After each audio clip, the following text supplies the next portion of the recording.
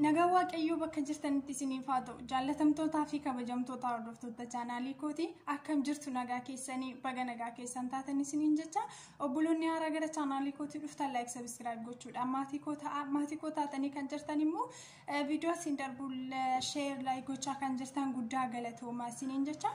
Har'ammoo hundumti keenya akkuma beeknu guyyaa yaadannoo jaallatamaa fi kabajamaa artist Haacaaluu Hundeessaa waggaa tokkoffaa isaati. Egaa hundumti keenya iyyuu ni yaadanna. Kana sababeeffachuudhaan anis viidiyoo gabaabduu isiniif qabadhee dhiyaadhee jira. Viidiyoo kana yoo jaallattan immoo share gochuu hin dagatinaa like godhaan isiniin jedha. Gootichi keenya artist Haacaaluun yoo lubbuudhaan du'ee deeme iyyuu nu biraa foonii nu biraatii fagaate iyyuu yeroo hundumaa seenaan isaa saba isaa keessa jira, seenaan isaa maatii isaa keessa jira, yeroo hundumaa yaadatama, yeroo hundumaa jaallatama, yeroo hundumaa illeellifama. Seenaan hindu namni nama ajjeesa malee seenaa ajjeesuu hin danda'u. Seenaan hin diigamu, seenaan hin dagatamu, seenaan hin badu. Naafi namni seenaa gaarii hojjate yeroo hundumaa saba isaa fuulduratti yaadatama, yeroo hundumaa hin jiraata jechuudha. Bara baraan iyyuu seenaan isaa hin dagatamu. Foon isaatiin iyyuu yoo saba isaa irraa fagaate, foon isaatiin yoo maatii isaa irraa fagaate iyyuu yeroo hundumaa seenaa gaariidhaan saba isaa gidduutti jaallatama. Yeroo hundumaa dhalootatti seenaan dhalootatti darba. Seenaan gooticha keenya artist Haacaaluu bara hundumayyuu dhalootatti seenaa darbuu danda'u. Siidaan dagatamne saba isaatiif dhaabee, siidaan dagatamne biyya isaatiif dhaabeera. Kanaaf namni nama ajjeese dhokataa hafa. Namni Haacaaluu ajjeese dhokataa hafa bara isaa hundumaa jechuudha. Namni yoo toosa dhokadhuttiin hin jedhin, namni yoo toosa nadabiin sammuun isaa akka inni dhokatu isa godha. Haacaaluun garuu yoo lubbuudhaan jiraachuutti baate iyyuu dhokataa hafa miti. Bara baraan seenaan isa yaadata, bara baraan lammiin isaa isa yaadata, bara baraan maatiin isaa isa yaadata. Kanaaf iyyuu lubbuudhaan jiraachuu dhiisuun isaa seenaa isaa balleesse miti. Siidaa hin dagatamne, siidaa hin jigne, seenaa hin jigne saba isaa keessa kaa'eera. Yeroo hundumayyuu sabni isaa akka inni isa bira jiruttidha kan yaadatanii, akka inni isaan bira jiruttidha kan ilaalanii. Kanaaf har'a yaadannoo waggaa tokkoffaa isaati. Waggaatu lakkaa'ama malee isaaf jijjiiramatu jira miti. Yeroo kamiyyuu gubannaa gadda yeroo hundumaati.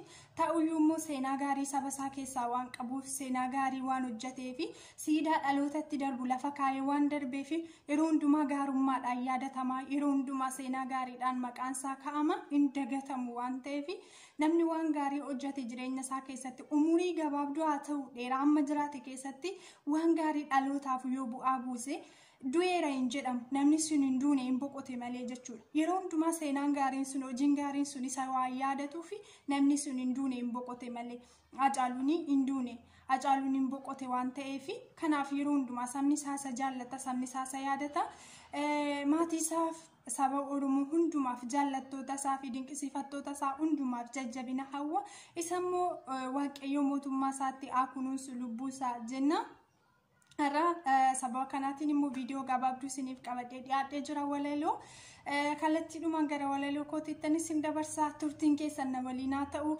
Viidiyoo kana yoo jaallattan share gochuu hin dagatinaa. Gara viidiyoo kootiitti isin dabarsa. Walaloo kootii dhaamsa Faantuu Haceedhaaf. Haceekoo nan bo'aa hirqifadhee hadhayyuuji koon qoorre na dhiistee deemta jedhee guyyaa tokkoof hin oorre. Gammachuu caaluu arguuf hawwiin eeggachuu malee suura kee qofa laalee yaadannoo isaati jechuufani yoo mana balee. Nagaa koos hin daganne eela koo ibsuufan ariifadheeti malee. Haceekoo akkam jirtaa mee haala kee natti himi eeganarraa fagaatte akkami qofummaani. Si waamanan dhageessu gaafii koof deebiin keessu. Asaasee waasitti maa akka naa oowwaattutti si malee naaf hin taane waamicha namaan barree maaliif jabaattee ati? Abjuun abjoodhee hin beekne siidaa kee eebbisiisuuf inni guddaa fi xiqqaan Haceekoo riiphi jechuu. Eessumaa natti fiddee naasuu laphee koo cabsu. Sagalee jaalala kee anoo danda'ee nobsu. Bakki kee qaawwee hafee omtuu cufuu hin danda'u. Ibboo ta'ee natti hafee iyyee boo'us naan ba'u. Olis yaadee gad jedhee kan kee furmaanni dhibee. Miliqxeen harkaa baate si dhofkachuu dadhabee.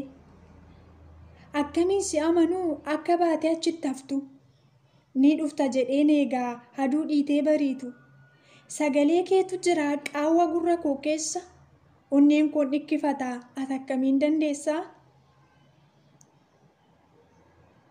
dhufeensi arga ture bara sanqallee jirtu. Har'a garuu yoon dhufee siidaa keen arga malee si argachuu hin danda'u.